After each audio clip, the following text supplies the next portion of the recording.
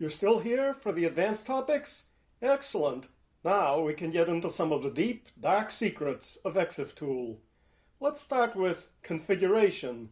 Now normally configuration isn't a really advanced topic for an application, but with ExifTool, the configuration file is written in the Perl programming language, so it helps to understand at least a little bit about Perl if you're going to do any configuration. But you don't really have to be a Perl programmer. I'm not. I can program in several languages, but Perl is really not one of my languages. But Phil Harvey has created a very good example file that you can work from, where you can simply pick up pieces from it and adapt them to your needs.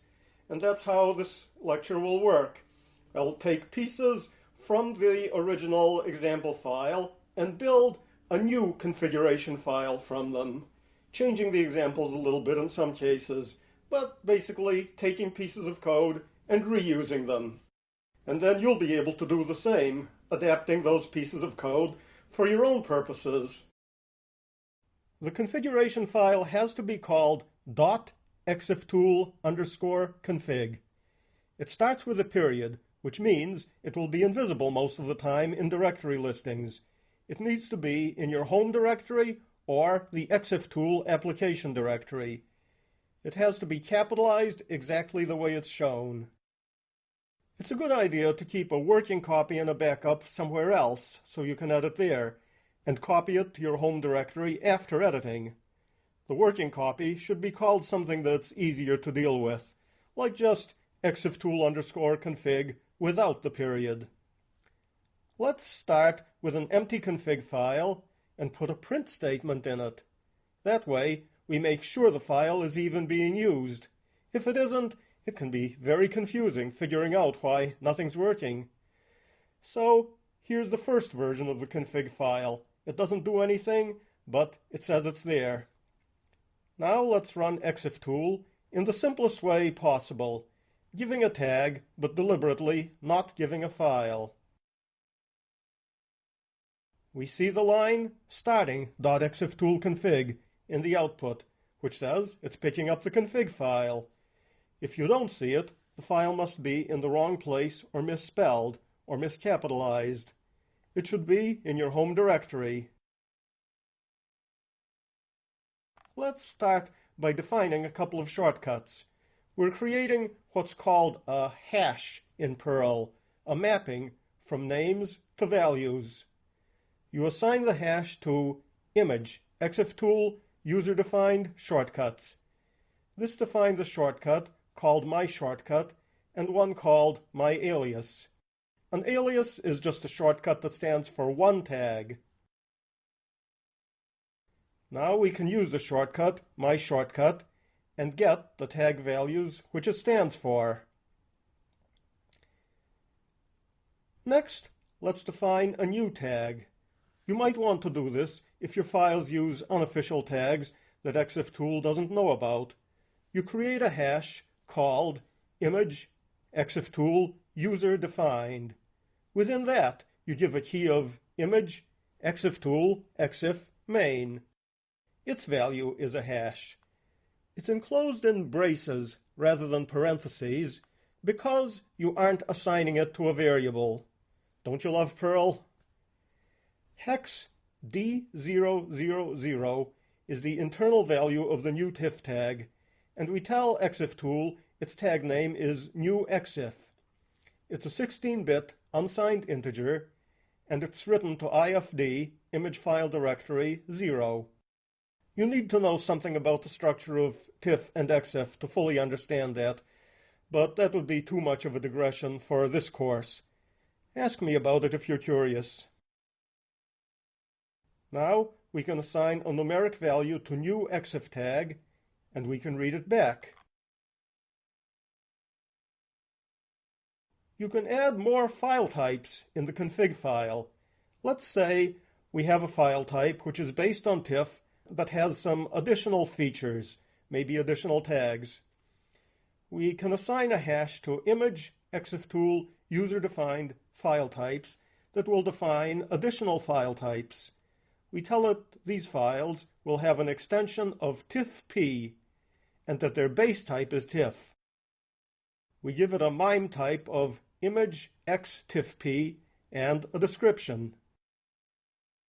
To be simple, let's just copy a tiff file to a tiff-p extension as an example.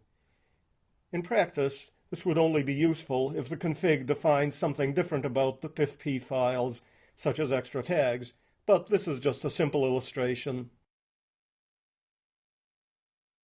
Now, because the file has a tiff-p extension and it's a valid tiff file, it gives you back information that tells you it's a tiff-p. One last thing, you can set default options in the config file. I've changed the example from the one in the sample file to options that more people might find useful. Let's say your preferred language is German, and you like to see the raw values rather than the explanatory text. You can do that, but be careful. The options you set here aren't exactly the same as the ones in the command line. You have to look at the documentation for the options function and set the values accordingly. The two examples I've shown are very close to the command line options, but sometimes they're completely different.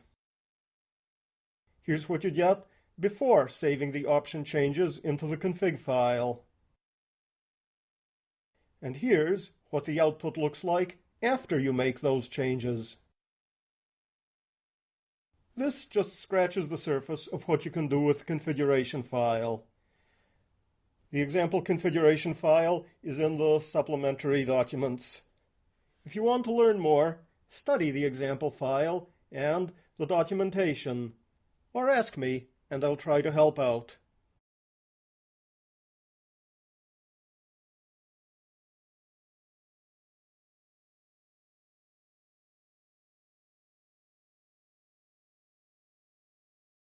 We've looked at getting data with exiftool, but you can also modify data with it.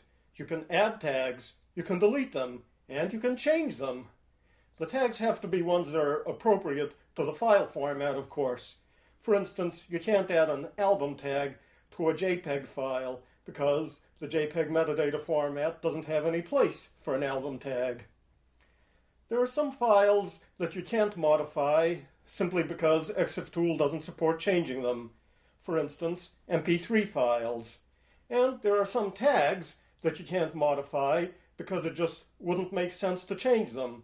For instance, you can't change the pixel dimensions of an image file, which is to say, you can't change what it says the pixel dimensions are without actually changing the image. If you tried, you'd just break the file, so exiftool doesn't let you do that.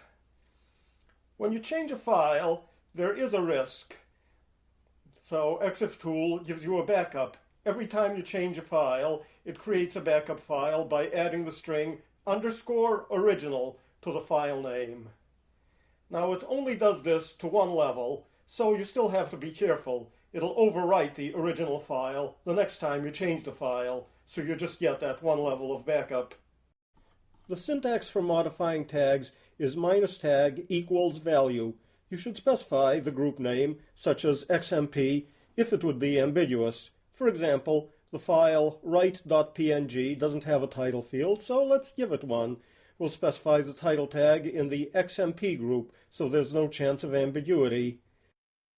Then we can give it that title, and then look at the metadata, all the XMP metadata, and we see that there's the title. And let's do a list now, and we can see the backup file, write.png_original. If you don't specify a group, and the tag could be in more than one group, then exiftool tries the groups exif, iptc, and xmp in that order and looks for one where it fits. If the value has spaces or other characters that could confuse the command line interpreter, then make sure to put it in quotes, like this case where you have write space -> arrow. You have to put that in quotes. To delete a tag, don't put anything to the right of the equal sign. Let's say now we decide we don't want that title. Then we can get rid of it that way, XMP title equals. And now that title is gone from the XMP data. You can even eliminate a whole group at a time. So we could eliminate, well, let's see, what shall we eliminate? All the EXIF data, and let's eliminate it from a different file this time, lamontlibrary.png. And then we take a look and we see that the EXIF data is all gone. We could even massacre all the metadata from a file. Well, not really all, but all the metadata that can be massacred. So now we say all equals space, and we take a look at what's left, and we see that there's still some metadata left. This is part of the file structure and really can't be removed. You can't use this necessarily to anonymize data, or at least you should do some testing to make sure that it isn't leaving any traces of the original data. EXIFTool doesn't guarantee complete obliteration of old values, and the results can vary from one format to another. Specifically, the documentation warns you that old metadata in PDF files won't be wiped clean. Now you can get more complicated. You can tell EXIFTool, let's say, to delete everything except the EXIF data. We use the minus minus syntax, if you remember that minus minus says to negate that tag. So this is saying delete everything, but don't delete the EXIF data. We do that, and we see that we still have the EXIF data. This time we're using houghtonlibrary.jpg since we've done so much. Whoops, let's try that again. EXIF all. And that's better. Some tags hold a list of values. In this case, you can specify the same tag more than once in a line, and all the values will be added. Here we're adding the keywords library, building, and Harvard.